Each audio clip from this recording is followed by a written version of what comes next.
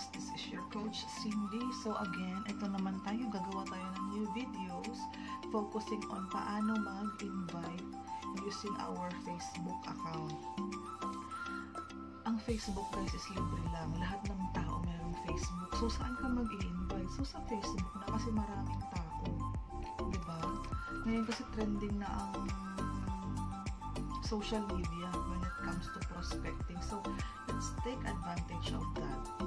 Ngayon, since lahat naman ay nagpo-post, lahat nakakakita ng post, so gamitin mo ang Facebook para i-market yung business na meron ka. Kasi dati, kung matatandaan mo 5 years ago, ang mga networker, nag-house to house, nagpa-flyer, nag-aabang sa mga simbahan, sa harap ng MRT, namamasahe, nagmi-meet up, nagpapakain ng prospect, tapos at the end of the day, yung prospect na pinakain mo, hindi naman nag-join. Diba? So, mas masakit ang rejection kapag kaharap mo yung kausap mo, pinamasahihan mo, naligo ka, nagbiyahe ka, hindi ka na din productive that day kasi yung kausap mo, isa lang, on that particular day na nag-meet up kayo. So, hindi ka productive, hindi ka pa 100% sure na yung kausap mo is mag-join sa'yo. Although may advantage na kaharap mo siya, na pinipresent mo yung business, pero lagi natin i-insert yung kung saan ka mas magiging maraming kausap. Sa online ba? Through posting ba? Saan ka hindi mahihirapan? Sa offline prospecting ba? Or sa online? Sa online kasi, i-elaborate na natin ang advantage. Nakaupo ka, kahit wala kang ligo. Diba? Kahit anong oras ka mag-post, okay lang. Mag-post sa mga buy and sell groups, hindi naman ikaw require na magbayad para mag-join doon. Pero ang market mo isa sa mga buy and sell groups, mag-join ka sa mga 100 plus members, 200 plus members, mga Divisoria, mga buy and sell Laguna, mga buy and sell Cavite. In general, ganun ang gagawin mo. Buy and sell Kamsur, buy and sell ganun. Kung may mga tina-target place ka, i-search mo. Halimbawa, from Cavite, alin ang mga malalaking part ng Cavite, buy and sell Dasmariñas, buy and sell Tansa. Yun ang ginagawa ko. Para kung malapit lang din naman sa akin, pwede ko i-meet up. Kung mas comfortable silang pag-meet up. Kasi may mga ganun eh. Since naghahanap tayo ng mga business partner, kailangan tayo ang mag-adjust sa gusto nila. Pero, hindi naman malaking percentage ng mga invite natin ang gusto mong meet up. Kasi nga, social media na ngayon ang gumagana. Pwede mo makausap through messenger call, phone call, OFW ang usually target natin. Kasi ako dati ang OFW, paramdam kung paano ang struggle ng OFW. May willing na silang matuto about the business, pero paano nasa abroad sila. So, laking tulong ng Facebook. Sa Facebook marketing kasi, ang pinaka-effective na pag-prospecting on your daily basis is right mindset pag-gising mo pa lang. Ano ba ang objective mo? Ano ba ang pinaka-vision mo? Pinaka-gusto mong mangyari? Bakit mo ini-invite yung mga nakakakita ng post mo? Mas effective kasi guys kapag in-internalize mo na. Kaya ko sinishare ang opportunity ito na nagbabago ng lifestyle ko, ng buhay ko, ng financial status ng pamilya ko. Kapag na-internalize mo yun guys, magkakaroon ka ng positive energy na gusto ko lang itong i-share opportunity na ito. Most especially when it comes to financial issue, gusto ko na makahanap ko ng interesadong tao na gusto din nila na magkaroon ng financial stability, extra income, additional income, kumita kahit sa bahay, kumita kahit empleyado, kumita kahit OFW, kumita kahit anong profession mo pa, diba? Kasi sa panahon ngayon, tumataas ang mga bilihin, pero ang sahod mo kailan tumaas. So, nagmamahal ang mga bilihin, dapat mas mahal ang kinikita mo. Lumalaki ang mga bilihin, dapat mas malaki ang income mo. Paano mo magagawa yun kung hindi mo alam paano mo gagawin? So, mamamaximize mo yun by just simply posting. As simple as nag-post ka ng selfie picture mo sa Facebook. nakakita yung mga friends mo, nila-like nila. How much more kung business opportunity ang sinishare mo, although always welcome rejection. Kasi hindi lahat gusto ng kalderetang isda, ay kalderetang ulam, isda na ulam, chicken na ulam. Ang business ganun. Be open-minded about that, rejection. Kasi yun ang magpapatibay sa'yo. It's very normal. Tandaan mo, pag nagtinda ka ng taho, hindi naman lahat gusto bumili ng taho. Diba? Pero yung gustong kumain or bumili ng taho, lalapit sa'yo. Same with your business. Ina-advertise mo siya. Halimbawa, pag nakakita ka ng advertisement, although ayaw mo ng McDo, pero lagi mo nakikita yung McDonald sa television.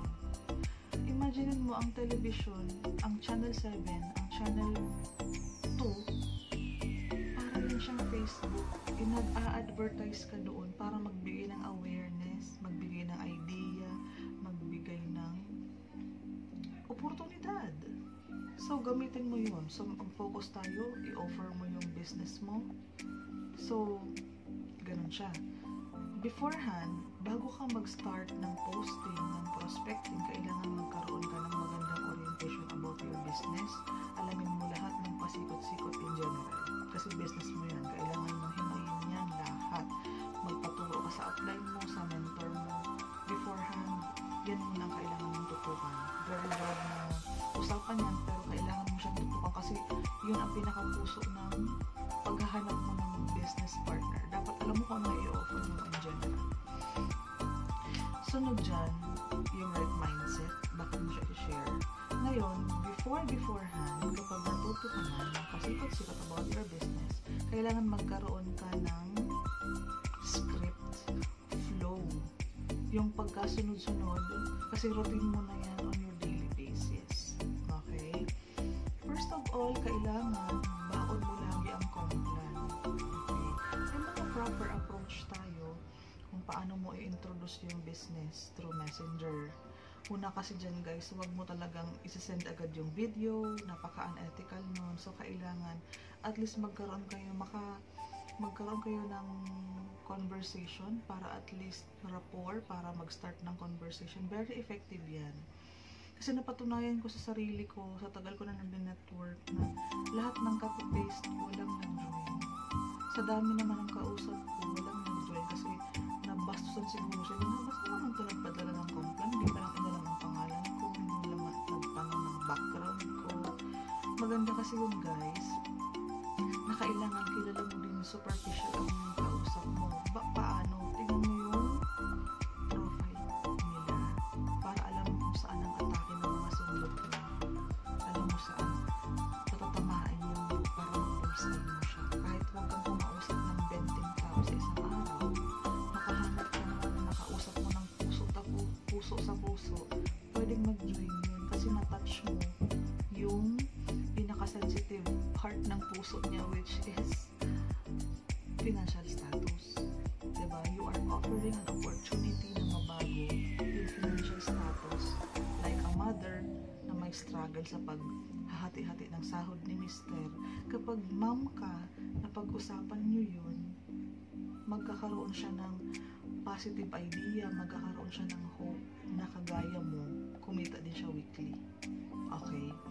So, ang target market ko kasi di ba, pag online mompreneur ako or entrepreneur mom, mas ma-effective kapag ang kausap ko mga nanay. Alam mo yun, wala nang masyadong bond na in-introduce. Pag nanay to nanay ang nag-uusap, mabilis lang ang connection niya guys. Nakaka-relate ka sa diaper problems, sa gatas problems, sa sahod problems. So, gagawa natin ng way paano natin malulutas yung ganun. Diba? Shortcomings. Pag nanay ang nag-usap, alam mo na yun guys. Diba? Kung ikaw lalaki, ang nanay mo ay babae, ang nanay mo ay nanay. So, makaka-relate ka in a way, diba? Kung babae ka, kung dalaga ka, makaka-relate ka tayo. Kaya as early as now, kahit wala ka pang asawa, maging open ka sa ganitong business. Kasi ito, hindi mo naman i-embrace agad-agad. Hindi ka mag-join agad-agad eh. Aalamin mo muna yung background ng company, aalamin mo yung pasikot-sikot ng business, kung kaya mo ba, kung nasa puso mo ba. Ngayon kasi guys, sa mga panahon na ngayon, hindi mo na issue kung teacher ka. Isipin mo yung financial status, pwedeng may mabago. Yun ang walang kaartihan guys. Kahit na ang mga tatay nag-networking eh. Kasi sino man na gusto na extra income, yun ang target natin. Through posting, dapat nakaka-curious lang talaga yung pinipost mo. As much as possible, wag mo munang i-reveal yung pangalan ng company mo. Maglagay ka ng mostly pera, cheque, figures, attraction marketing. Gusto mo silang mapa-PM sila sa'yo. Gawa ka ng short videos explaining the business, ng pahapyaw, ng punong-puno ng curiosity. Kumita ako ng 50,000 in 5 weeks. Alam mo kung paano. Ikaw, nanay ka, gipit ka. Pwede ka bang magtanong? Diba? Or hindi ka man interesado ngayon, malay mo sa pag-post ko ulit bukas. Pwede magtanong ka na. Pag nagtanong ka, ang flow ng conversation, dapat pangalan na naka-first name basis na para yung comfort. Ay, diba? Hindi ako tinawag na ma'am sa Miss Cindy, kamusta? Kamusta ang monthly ang sahod ngayon? Pwede kang mag-star sa kung anong comfortable ka. Ma'am, year 2020 na, kamusta yung financial status natin ngayon? Pwede ka bang magtanong? Flow ng story niyo. Basta, pag nag-abot kayo sa point na medyo comfortable na, ma'am, eto, meron akong racket ngayon. Nasa bahay lang ako, online, ma'am, wala akong trabaho. Ito yung aking source ng income. Baka makatulong din sa'yo. Kapag nagustuhan mo lang naman, ma'am, hindi ka naman mag-join agad-agad. Aralin mo muna siya. Sabihan mo ako agad kapag hindi mo gusto, para hindi kita i-follow up bukas. So, very polite lang, ethical way na pag-introduce. Pag sinabing ayaw, edi next ka na kausap.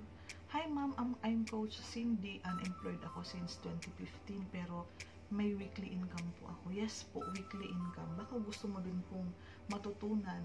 Pwedeng magtanong, pwedeng magpa-coaching. May mga libre akong tutorial videos para mas maunawaan mo yung business. Pag sinabing okay po, interesado ako ma'am, turuan mo ako. Ilista mo na yung pangalan niya for follow-up bukas ng umaga. Okay? O sige ma'am, panoorin mo muna itong video na ito. Maiksi lang siya ma'am ha. Kasi may kinakausap akong isa. Malay mo maging business partner mo din itong kausap ko. Para balik ka after 5 minutes, matapos mo ng video, i-PM mo ako. May strategy, twist lang. So habang pinapanood mo yung video, ikaw, nagpapadala ka ng proof mo, nagtatulong mo yung mga materials ka, or kahit hindi mo naman pwede mo yung proof ng ibang tao. Okay? Ito na po yung mga kumita weekly, ito yung company natin. Ang nakaka-comfort sa kausap natin is i-introduce mo agad yung office natin. Ma'am, we are located po sa SM North. Ano yan siya ma'am? Last MRT station. Basta lakad ka lang doon, nandun na. Ang CEO nito mong ito ang FB. Ito nga pala ma'am ang mga legalities. Okay? Ito yung proof. Ito yung paano ang kumita. Dapat po, mapanood mo sana yung kahit maiksing video lang. Kasi mas mabilis mong mauunawaan kung makapanood mo. So, ganun lang ang flow guys. Everyday, yun lang routine. Tapos ilista mo siya. So, makakausap ka ng 15 tao. Depende sa paano kung isang araw. So, in the morning, guys, kung still interested. Pag sinabi interesado, sige,